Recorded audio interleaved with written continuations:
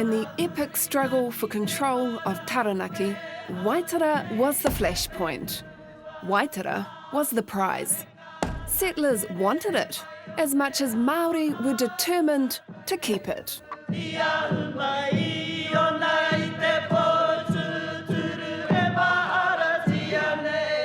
1860, Waitara was the spark that ignited conflict that raged through the entire province for the next 20 years.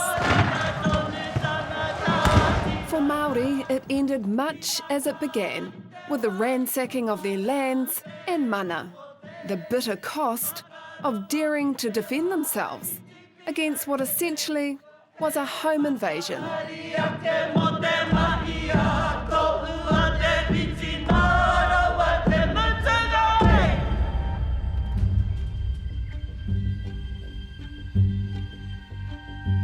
The last line of defence for Te Ātiawa was here, behind the palisades and fortifications of Pukerangiora. It remains a lasting, if largely forgotten, symbol of Māori resistance and resilience.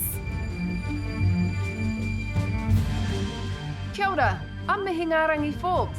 Join us for Stories of Waitara.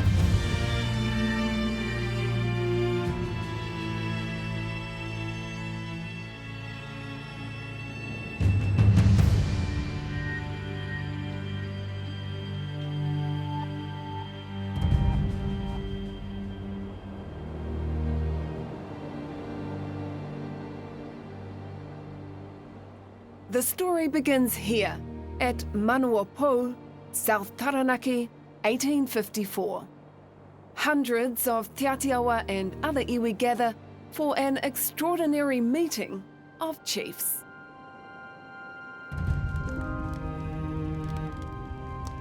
They met to talk about the impact of colonisation in this region. They understood that the selling of land for what the government was offering was not worth pursuing. They understood that the value of the land was far better if they retained land and developed it economically. And in that hui, they made the commitment not to sell land.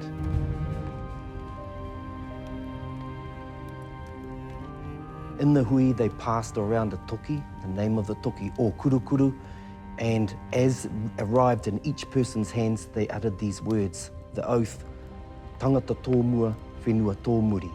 People would give their lives before they gave their lands to sale.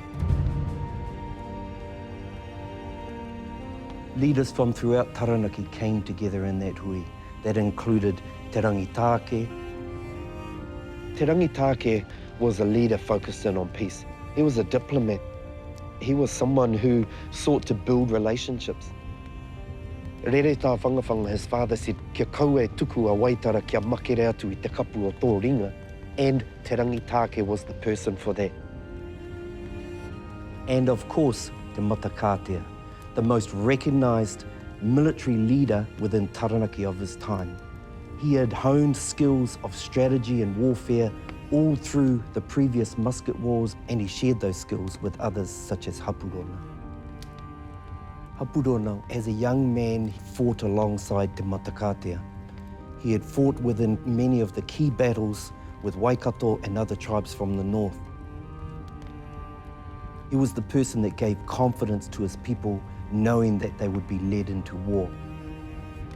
Ko te mate o te whenua, ko te mate o te tangata. That is the type of leader you need when you go to war.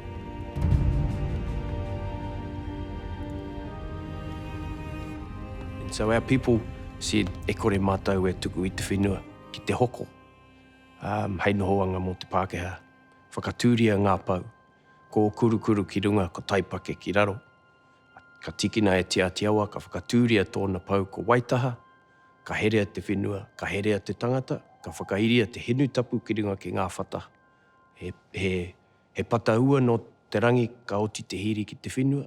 He paua auahi no te whenua ka oti te hiri ki te rangi. So these proclamations and statements and policies were sanctified by clear oaths and agreed to by all those present at Manuapō. Well, for many Pākehā, the Manuapō hui is seen as the start of a land league, and it's seen as a threat to this desire to acquire further lands. Nearby, in the settlement of New Plymouth, the decisions made at Manuapo have a profound impact. No more Māori land for sale meant settlers were largely confined to the town limits, and they were furious. Pākehā didn't travel halfway around the world to play second fiddle to people that they regarded as inferior to themselves. And so New Plymouth, it's a settlement that's frustrated by the fact that they deem that they don't have enough land to farm. And there is this intense pressure that builds up through the 1850s as a result of that. And so Waitara is seen as an ideal place to acquire further lands.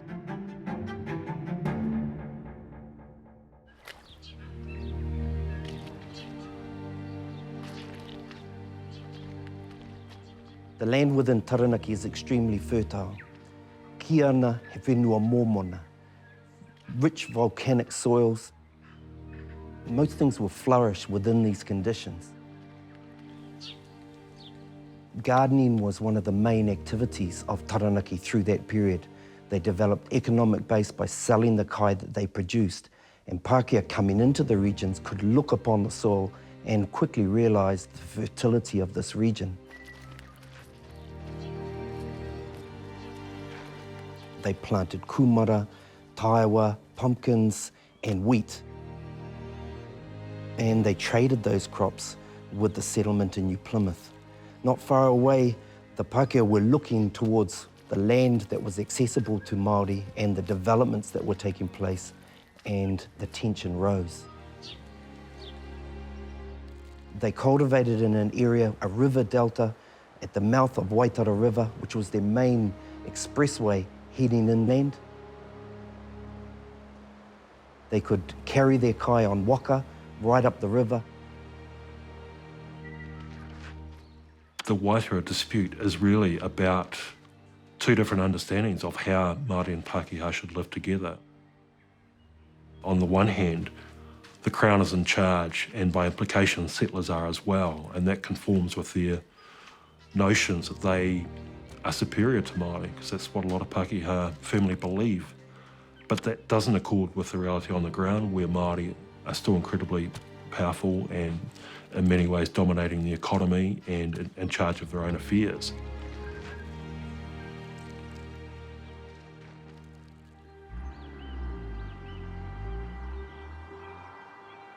Waitara doesn't have the significance it once had. But by the late 1850s, settlers would stop at nothing to get it. Waitara was prime real estate. So Crown land agents set about manipulating a sale from a local chief, Te Teira Manuka. It was classic divide and rule. And it's hard because I don't want to villainise Te Teira. He has that position within our history where it's easy to say, nā te he.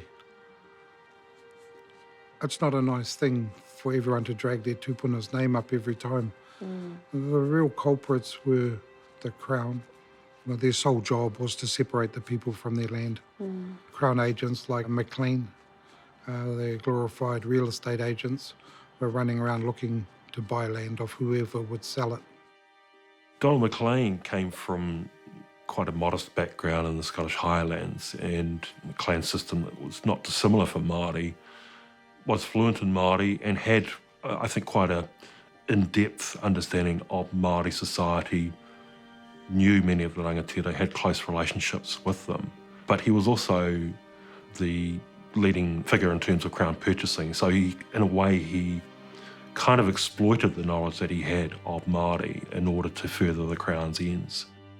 McLean is instrumental in advising Governor Gore Brown that Te Tere has a right to sell those lands. And he would have known the consequences of that purchase.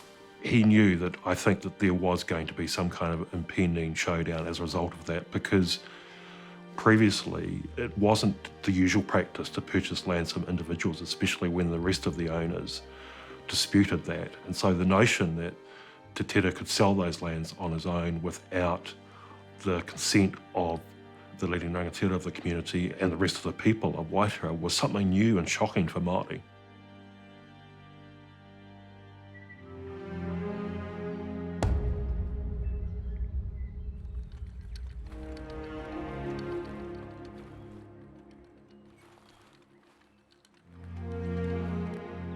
February 1860, the British attempt to survey the disputed lands, and the owners send out kuia to pull out the survey pegs, which is seen as a way of signalling opposition to the supposed purchase without doing that in a confrontational way.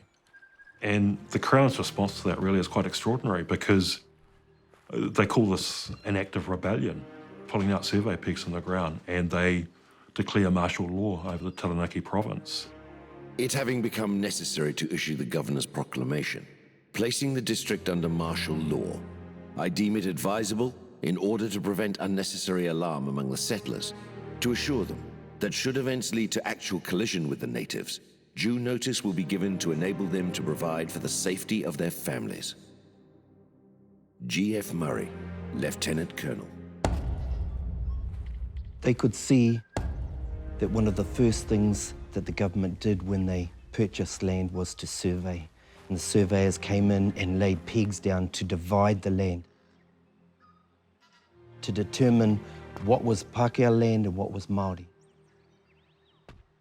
Part of the rules of those days is that you couldn't buy disputed land. One of the rules was that only the Queen could buy land off our rangatira. In that case for Waitara, we were made absolutely sure that people knew that this was a disputed land. Right from the time of the surveyors coming to pick it up to our old people going out and pulling out those survey pegs to show their opposition to it.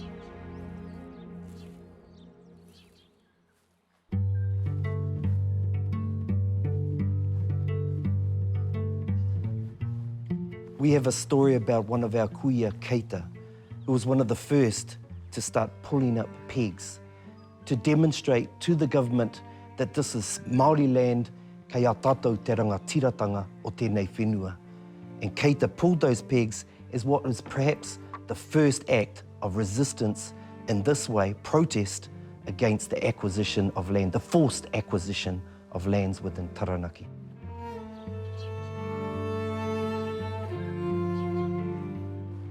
For our kuia Keita to have done this on these lands is both symbolic and also an act of great courage, knowing soldiers and the surveyors were there, but she stood and pulled the pegs out in plain sight to demonstrate to them that she did not recognise the act of surveying land and they did not recognise the purchase of this land.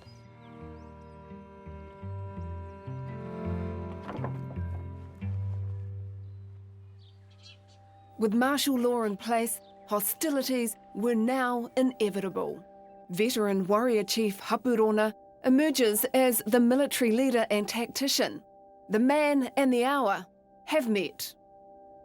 Hapurona had a different experience in war. Hapurona had been up in the far north, and so that experience in fighting the Pākehā came to the fore as a person we needed when we were invaded by the British Army. A large gathering was called in New Plymouth by the government. A large feast was held for all of those who attended. It was attended by people such as Te Teira, Te Rangitake and Hapurona and many, many others. And it was there the karaki that Hapurona composed, advocating peace, ko te karaki o te maungarongo, coming from a person who was recognised for his skill, his strategy in war. His words meant something when he was the one advocating that Taranaki did not want war, it wanted peace. Ka mate hiro e tū take ke tāni te tumutei nei tōtua tāni te taurike tei nei tōtua. Ko e tai a mingi mingi ko e ngārara tuatara ko e wakaka tuki tuki a ko e wakaka wāwā ia ko e waka waka rere. Kei runga nei te ipo, kei raro nei te ipo. Pō ki tupua te ipo, pō ki tawito te ipo, ura mā nea nea kataka te pō, hia kataka te pō. Hapurona said, I've seen war, I've seen what war gives the people, and we do not want this for Te Ātiawa. We do not want this for Taranaki, and what starts in Waitara will very quickly escalate to the whole country. He matua o ki te wānanga, he matua o ki arangi nui e tūnei. Kei piri, kei tata mai o ki kia au e tūnei. E rongo e o kairi ake ki runga, Tūturu waka maua kia tina, tina ui e, tā e ki e. But the crown was not for turning.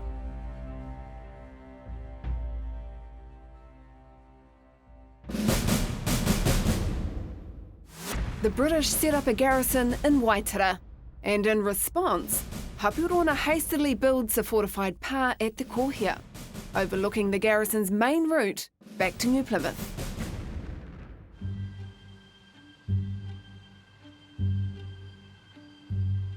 And today, there's nothing here. Nothing at all, not even a signpost to mark this place, Te Kohia Pa, as one of the most significant sites in New Zealand's history. For us in Taranaki, the 17th of March in 1860 was the most important date. That was the date where the first shots were fired upon Te Kohia Pa. Te Kohia was a statement. Te Kohia was a statement by our people in clear view of the Crown's military camp that this is our whenua. You can't just come here and say that we've surveyed it, therefore we've bought it, therefore it's ours. There wasn't a major battle there, as much as it was the major signal that the Crown had started hostilities against us without provocation. From a Māori perspective, that was all important. If Māori had launched the first attack, well, then we would have been in the wrong. However, the Crown had done that. That demonstrated that they were the aggressor. Following on from that, it was considered that the Te Ātiawa cause was a just one and that others would then come to their assistance and aid them. Almost immediately, there are calls from Waikato and so on. It was attacked by the Crown, thinking that this is where Te Ātiawa was going to hold their ground and to take a stand. But when they attacked, there was no one in there. The people within it had all left. The assumption on the Crown side was that there would be a quick, easy victory. And this is the source of immense frustration. And these assumptions of an easy victory, they don't bear fruit.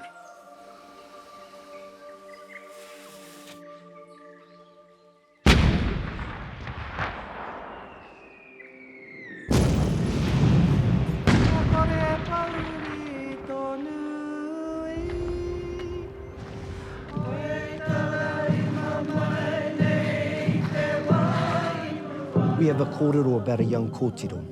Ka koa te tamahine whakaaria te Iringa. She was sent to climb to the top of Te Iringa, the tallest peak within the Kaitake Ranges, to send a message to the iwi of Taranaki to the south, that the war within Waitara had begun.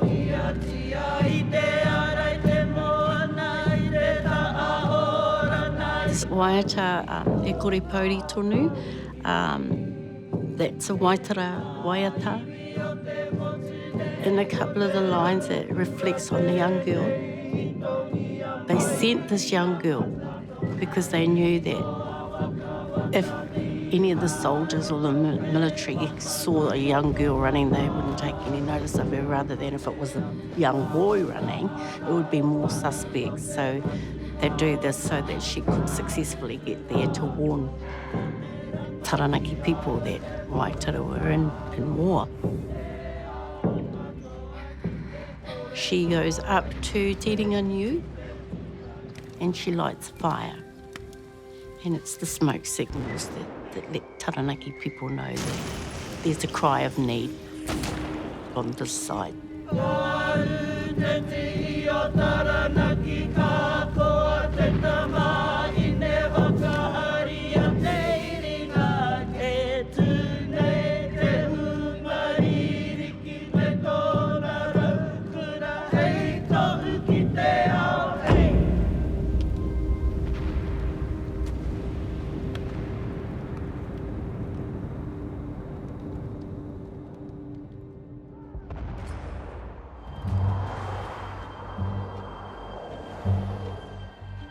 By now, New Plymouth is really spooked.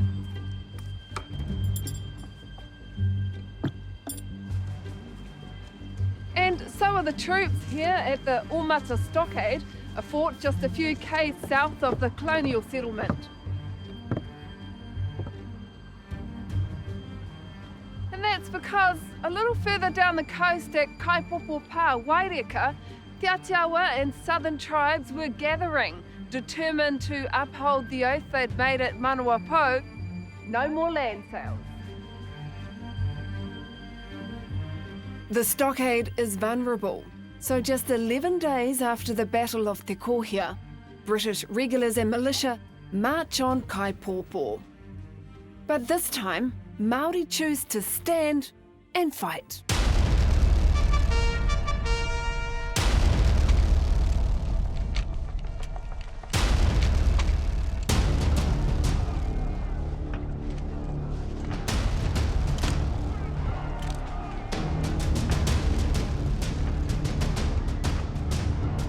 Within the pā was Te Matakatea. Te Matakatea led the group in the front of the pā and sent his men to the back of the pā, knowing that if they would be attacked, it would most likely be from that location. As they were being attacked from the rear, confusion started to grow. And from what I was told, Te Matakatea stood and called the people to hold the ground, to hold the pā, and not give in. But it was in that battle that many of the main leaders from Taranaki iwi were killed, with Te Matakatea and others managing to escape. There are mixed accounts of what happened next, but what we do know is that Kaipopo was ultimately overwhelmed by imperial troops. For Taranaki iwi, and actually for Ngāti Ruanui as well, it was devastating. Devastating because one of the ariki of the tribe for Taranaki iwi, Paora Kukutai, perished there. He was shot. And there were a lot of others that were killed, and there are accounts where they were carrying people back in stretchers from here, further south, back into their rohe.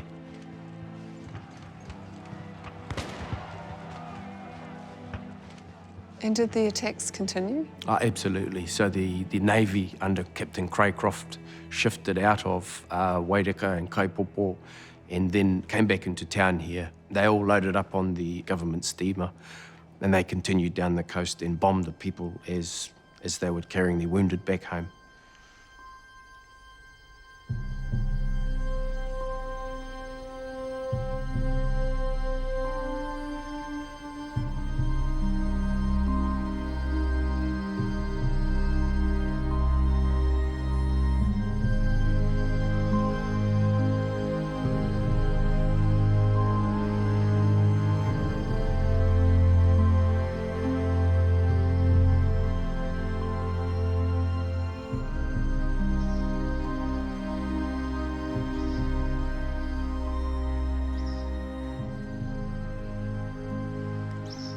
So this one, Hugh Harris, was cruelly murdered by the rebel Māori at Waitara.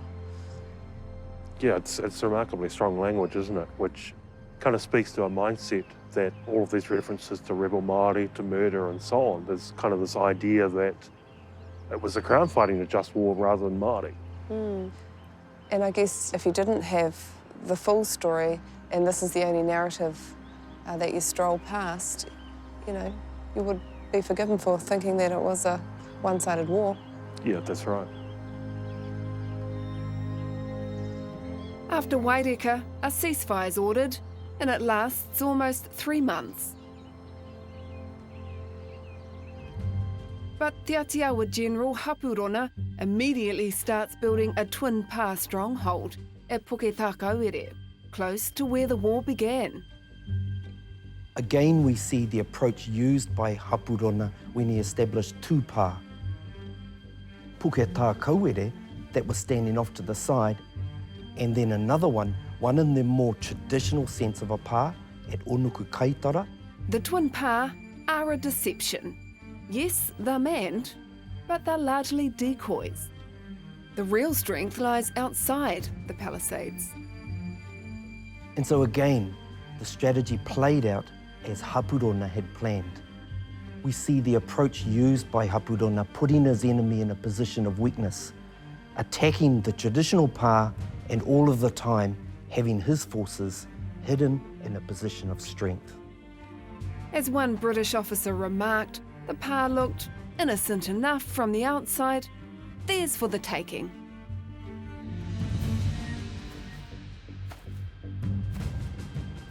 So 350 men were primed and readied to teach the natives a lesson they'd never forget. It was a masterful plan. The veteran fighting chief Hapurona had fortified both pa, Pukerangiora and Onuku Kaitara, and he'd anticipated the troops would attack from the garrison over there in Waitara, and sure enough, they did.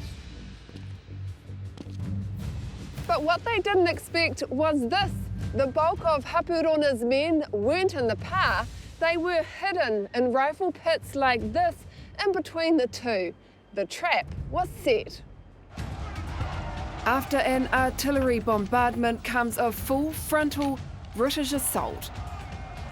Army and Navy vying to take the pa first. But little do they know what's in store. Hapurona's elaborate network of defences has been completely overlooked by their officers. Charging into the open, they're caught in a withering crossfire. They don't know what's hit them. The British were kind of lulled into a trap, really, and it's really disastrous for the British, and it is seen as a major defeat. The British suffer their heaviest defeat of the war. Nearly 1/5 of their number end up as casualties, I think 30 killed and 34 wounded. So it's really quite a humiliating blow.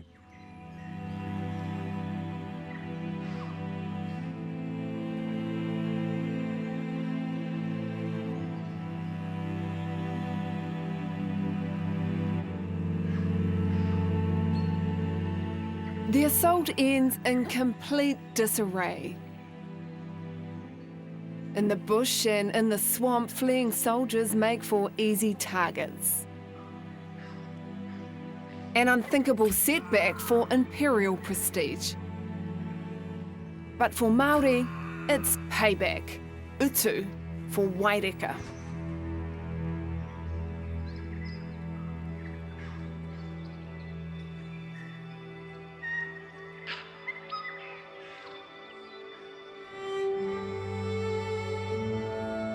Today there's not much to show for the dramatic events that unfolded here. Onuku Kaitara is on private land, a paddock for cows. Back then, these gullies were the only paths of retreat to nearby Camp Waitara. But they were also treacherous swamps. And if the fleeing troops thought they'd experienced the worst of it, they were badly mistaken.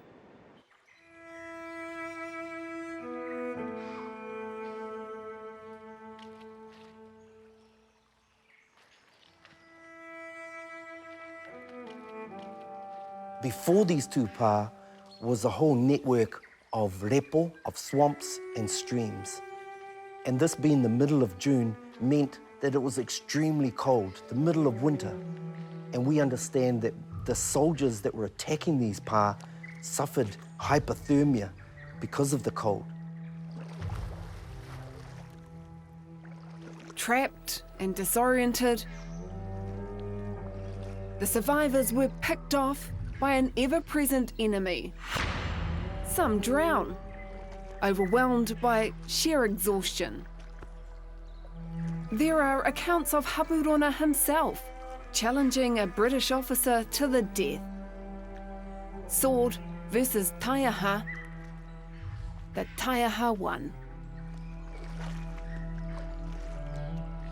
It's said that a number of the bodies of those who were killed lay in that swamp for weeks afterwards. And this is also seen as a source of humiliation, that even those who are killed are not retrieved and given decent burial.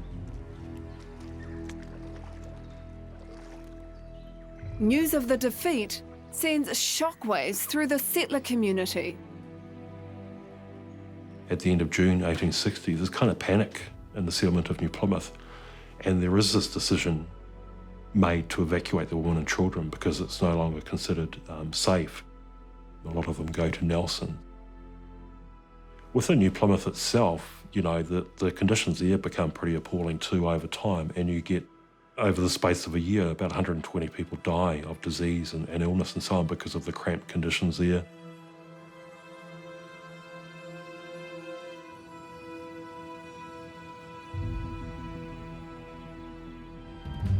On the upper reaches of the Waitara River, Te Ātiawa have dug in at Pukerangiora.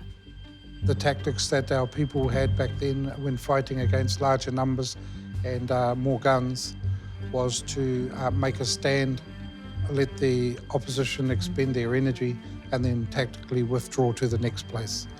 And so our people were constantly preparing the next place to withdraw to.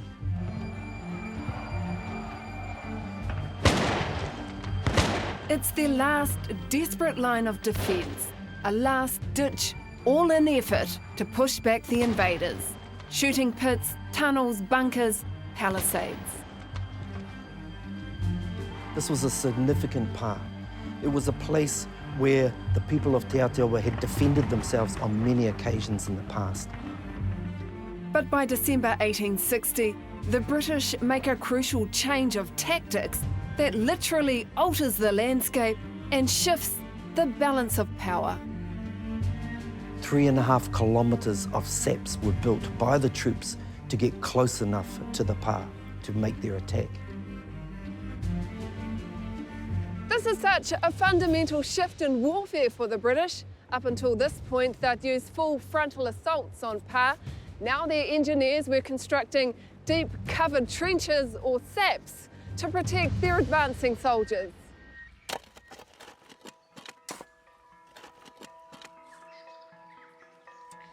There's a huge number of people involved, and the sapping operation is quite a sophisticated one, but it's a very, very slow one. And for people wanting quick progress, they can't see it here. They want to see a major defeat inflicted on Māori, but it doesn't happen.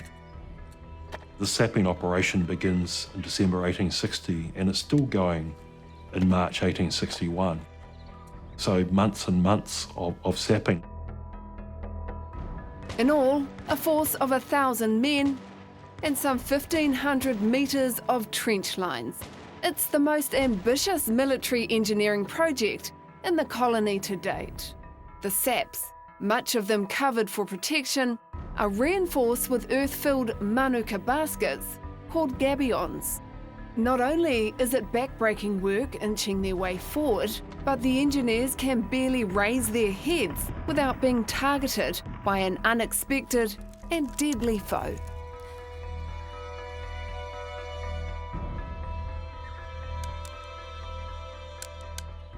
E tū tama wahine te wao te kore. This was a statement made in Pariaka, and we see the same activity there at Pukerangiora in that battle against the troops of the Crown. They held the role just as much as men in defending Te Ātiawa against the onslaught of the troops.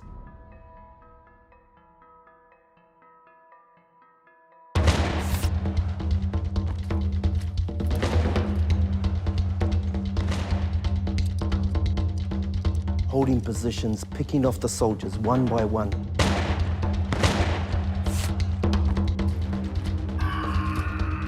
Similarly, using strategy to maintain a position of strength within their pa. Ka mihi ki o tātou wahine. Tō rātou maia, tō rātou manoa nui.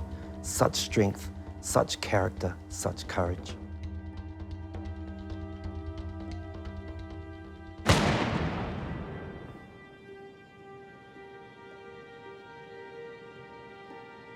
But after months of bombardment, skirmishes and bloodshed, and in the face of such overwhelming odds, the Te Ātiawa defenders are left with no real choice. Rather than fight to the last, they abandon Pukerangiora and melt into the bush. Their allies head home.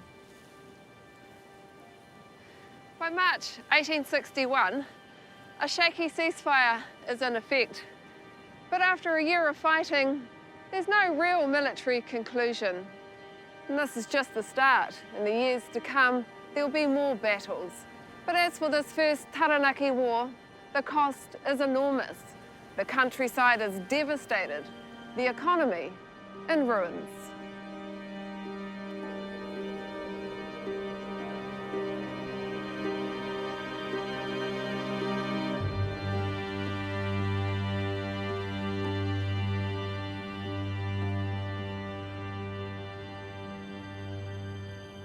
What is it like for someone from Waitara to live in a community where you're reminded constantly by the street names and the blocks of lands of those men who took your land? It's not so much the signs on the streets, but the hardest thing is to see rangatira whānau of Waitara still living hard, still not being able to produce their own goods, still not being able to support their own families. It's sad to see an education system that still denies them that knowledge. It's sad to see a judicial system which provides justice to everyone except our own. So the street signs, well, that will remind us who the bad guys are.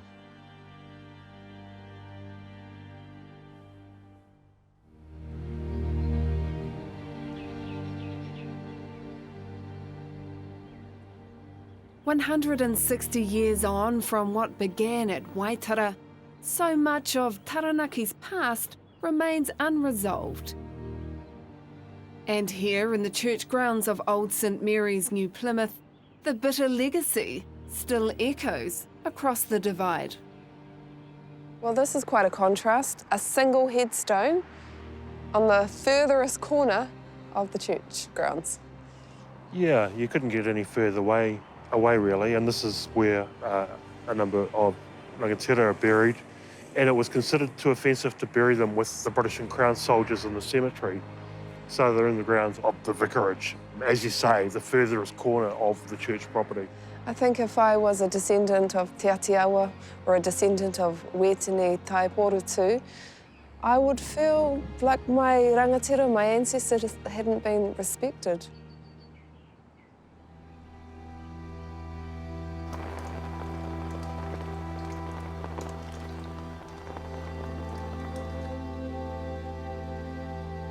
Tau mai ki roto Pukerangiora I te rangi nei me te māturu mai o te ua.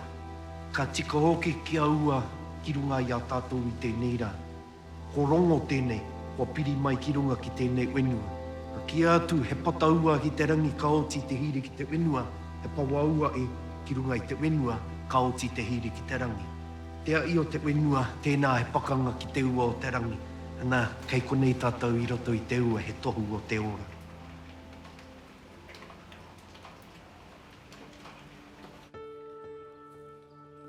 Walking these forgotten trenches from a largely forgotten war and remembering the stories. The weight of loss is still heavy in the air. Lands lost through confiscation, lost culture, lost identity. For Te Ātiawa, there can be no forgetting, but also there's a determination not to be victim to the past. You can look back at history and say, our tupuna went through all of these conflicts and we're in a better space now. But when you look back at the conflict and say those were never resolved, we are still in a position of being demeaned and being belittled in our own area. Our tupuna constantly said the way forward was peace. The way forward for us is to focus on that legacy that they spoke about, that vision that they focused in. Because if we focus in on the grief and the pain, we constantly pull ourselves back into that grief.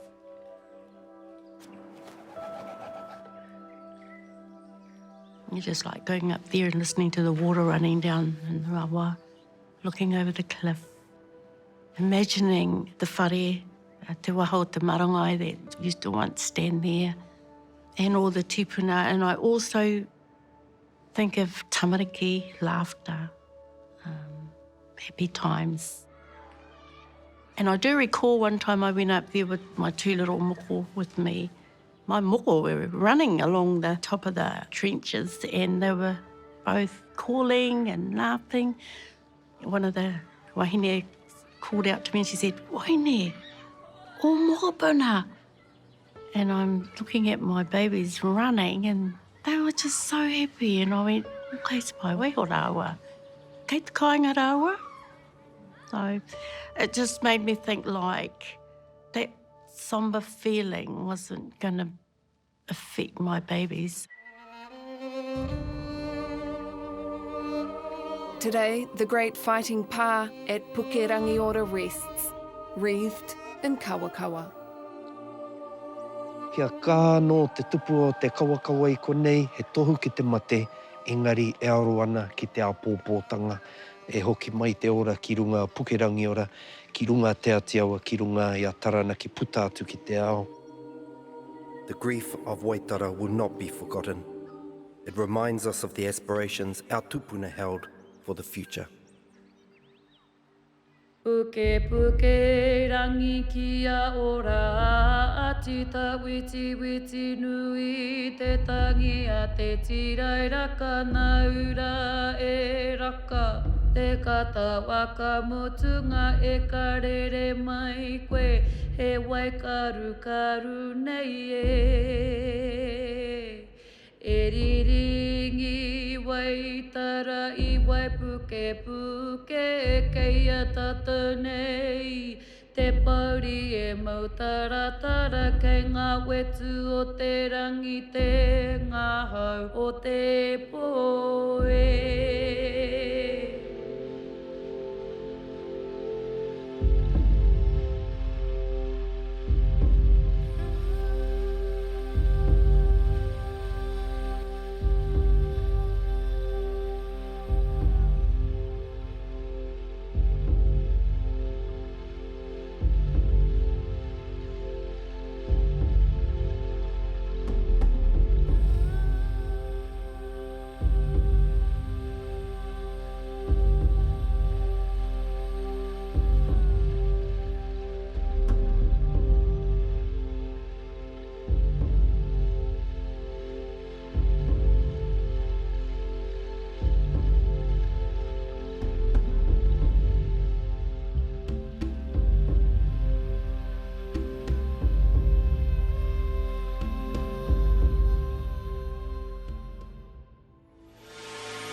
He pūti e tautoko tēnei hōtaka, nā te pūti auaha o te reo irirangi o Aotearoa me te irirangi te motu.